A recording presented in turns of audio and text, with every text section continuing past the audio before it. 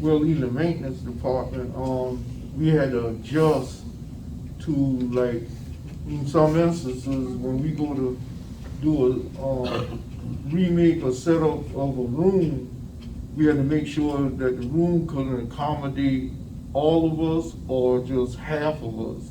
So the challenges became, if we couldn't get all of us in there, was to work it out where we could split the time where you were going to do some things and then your other parties would come in and have to do other things, and we all couldn't be there like normal to make it happen. Yeah. So it took sometimes a little bit longer for us to get stuff done. Those are our main challenges, is how we normally do things and how we had to change to get stuff done. Yeah, that social distancing was, whew, getting much. Yeah, I can understand that. And how about you and your department, Mr. Knight? Probably one of the biggest challenges was the availability of cleaning chemicals and Yes.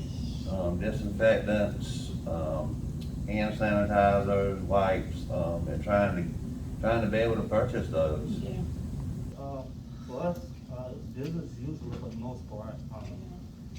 We did enhance control to accommodate the college request to keep folks off the campus. And the presence of masks, whatever about that, presented a challenge, for identification and things like that. But yeah, that's pretty much what we went through. They were very active anyway, so we just became a little bit more active, so to speak. Right. Right. So Kicked it up a notch. yes, Right. yes.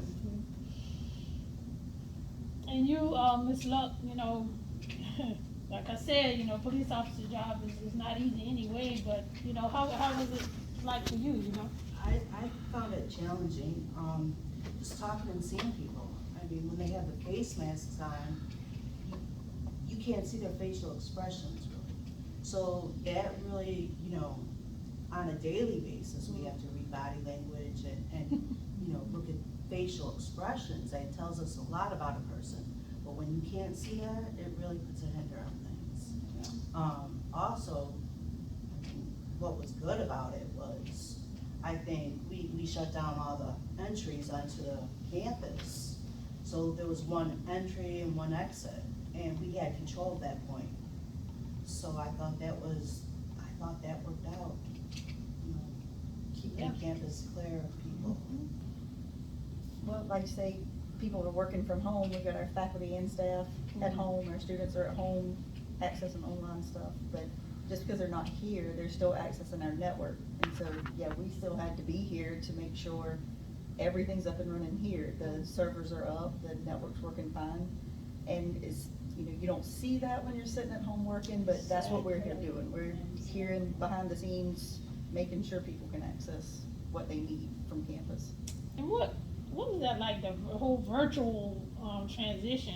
We used to the face-to-face classes and things of that nature. What was that process like, keeping that going? It may have been new to you all. I don't know. Yeah, for us to be able to, not to be in person, but still have to assist everyone with having access, whether or not it's a password issue, a username issue, updating the Active Directory with a correct name, and even after hours, we still receive calls and we still would have to, assist any way that we could, and we just knew that we still had to do what we had to do, whether or not we were on campus or not. So, all of us, we just pulled together and did what we had to do.